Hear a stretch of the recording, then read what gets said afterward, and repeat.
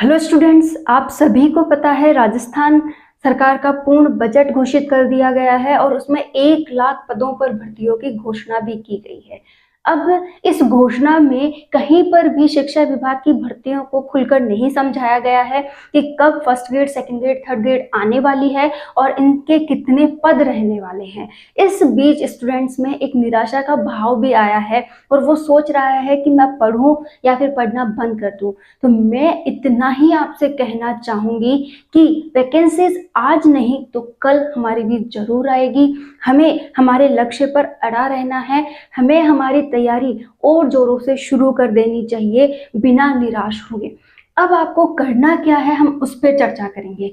Student, आप अगर आपका टारगेट फर्स्ट ग्रेड है, सेकंड ग्रेड है या थर्ड ग्रेड, जो भी आपका टारगेट है, जैसे मैं एक ही बात करूं फर्स्ट ग्रेड की, तो आपके पास यहाँ 2 पेपर होते हैं।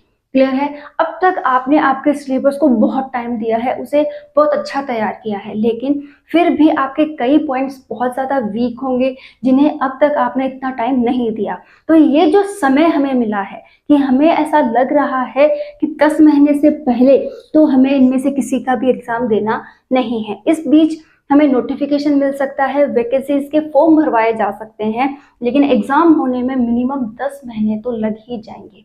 तो इतना समय जब हमारे पास है तो हम क्या कर सकते हैं, जो भी हमारे वीक पॉइंट्स हैं उन पे फोकस करें, उन्हें बहुत अच्छे से तैयार करें, उन्हें हम बहुत अच्छे से तैयार करें। एक एक टॉपिक पर अच्छे से जितना भी मटेरियल हम पढ़ सकते हैं वो पढ़ें, उनकी प्रैक्टिस करें, उनका रिवीजन करें। मतलब हर एक पॉइंट से अब हमें हमारे ऊपर काम करना है कि इसे हम नेगेटिविटी में ना ले जाते हुए ये सोचें कि मुझे एक प्लस पॉइंट मिला है, मैं इसकी तैयारी बहुत अच्छे से दोबारा से करूंगा और अपनी पढ़ाई में जुट जाए। यहाँ मैं आपको इतना और कहना चाहूंगी कि अब आपको 2 या 3 काम और एक्स्ट्रा करने चाहिए। वो है, आपको जीके पर फोकस करना चाहिए।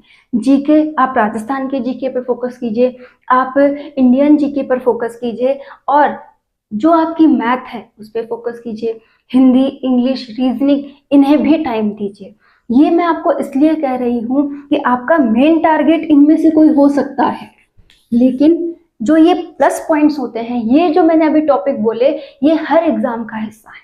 जैसे आप अगर किसी सेंट्रल एग्जाम की तैयारी कर रहे हैं, जैसे केवीएस वगैरह की कर रहे हैं, या फिर कोई और एजुकेशनल लाइन की एग्जाम है सेंट्रल लेवल की, उसकी तैयारी कर रहे हैं, तो ये आपकी वहाँ हेल्प करेंगे कि टारगेट तो मेरा फिक्स है कि मुझे उसको पास करना है, लेकिन मैंने अपनी तैयारी को इतना शानदार कर लिया कि मैं उसके बेस पर अब कोई भी एग्जाम दे सकता। अगर आप भी ऐसा सोचेंगे तो पॉजिटिविटी भी आएगी, आप अपने अंदर एक और अच्छी जो नॉलेज है उसे डेवलप कर पाएंगे, अपने आप को और मजबूत कर पाएंगे।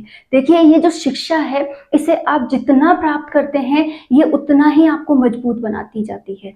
तो अपने आप पर काम कीजिए, अब अपने आप को टाइम दीजिए। इंग्लिश कमजोर थी, फिर से तैयार करने लग गए, मैथ कमजोर थी, फिर से तैयार करने लग गए, और इस 10 महीने के दौरान जहां तक उम्मीद है सेंट्रल पर भी अच्छी एग्जाम्स आने वाली हैं और ये तो आएंगी ही। तो अपने आप को पॉजिटिव बनाए, अच्छी सोच रखें कि हाँ, मुझे अपना टारगेट लेना ही है, मैं उसे पाकर ही रहूंगा और अब मैं उसके लिए एक और उम्मीद के साथ और एक और ज्यादा जज्बे के साथ अब काम करूंगा।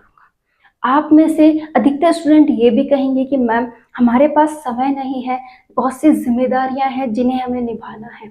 मैं उनसे सिर्फ इतना कहना चाहूंगी कि हाँ, जिम्मेदारियां जरूरी है निभाना, निभाइए। अब आप एक बार अपना सिलेबस कर चुके हो, ऑनलाइन कोर्स वगैरह भी आप लोगों ने लिया होगा, उसे भी आप अच्छे से अटेंड कर चुके हो। अब आपके पास टाइम है सेल्फ स्टडी का। ठीक है, तो अब आप जिनके पास जिम्मेदारियां हैं वो कोई स्कूल या अदर कोई भी जो अपना काम है उसे ज्वाइन कर ले। ठीक है, और ऐसा ज्वाइन करें कि उसके लिए टाइम पीरियड भी फिक्स हो जाए कि हाँ, मेरा जॉब भी चल रहा है और मैं अपनी पढ़ाई के लिए भी 3 से 4 या 5 घंटे निकाल पा रहा हूँ। इस दौरान आपको सेल्फ स्टडी करनी है, बहुत शानदार वाली, कि रोज के 2 या 3 टॉपिक इतने अच्छे तैयार करने हैं कि उन्हें कंप्लीटली पढ़ भी लिया जाए, उनका अच्छा सा रिवीजन भी हो जाए, उनकी प्रैक्टिस भी होने लगे।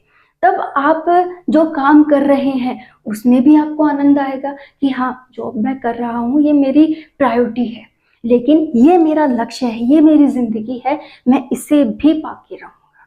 तो ये उन लोगों के लिए है जो कहते हैं कि अब समय नहीं है, मुझे मेरी ज़िम्मेदारियाँ भी निभानी है।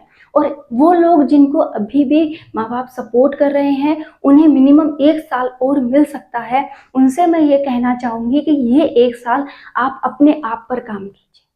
अपने आप को इतना स्ट्रांगली बनाइए। आपने एक सीमित सिलेबस तो तैयार कर लिया, उसको तो तैयार करना ही है, उससे तो और ज़्यादा स्ट्रांग करना है। बाकी चीज़ों पर भी फोकस करने लग जाइए। और आपको लगता है कि आपको सेंट्रल एग्ज़ाम में बैठना चाहिए, तो आप ज़रूर उसकी भी तैयारी कीजिए, उसकी भी फॉर्म भरिए। हमेशा मेन टारगेट एक होता है, लेकिन उसके पहुँचने तक, मतलब उस तक पहुँचना है ना, तो उस तक पहुँचने के लिए आपको जितनी भी बीच में एग्ज़ाम मिलती हैं, आपको देना है और उस लेवल की तैयारी भी करके देना है। ऐसे नहीं फॉर्म भर दिया और पैसे खर्च कर दिए, आपको तैयारी भी करनी है। जितना इंसान पढ़ता है, जितना तैयारी करता है, वो उतना ही स्ट्रांग होता जाता है। आप ये भी मान के चलें कि आज का जो प्राइवेट सेक्टर की स्कूलें भी चल रही हैं, उनको भी पढ़ाने के लिए आपको बहुत मेहनत करनी है। जब आप 5-6 साल या 15-20 साल प्राइवेट सेक्टर में पढ़ाने के लिए मेहनत कर सकते हो, तो क्यों ना आप इस 1 साल में वो सारी मेहनत कर लें। वो आपके लिए क्या होगा, प्रॉफिट होगा।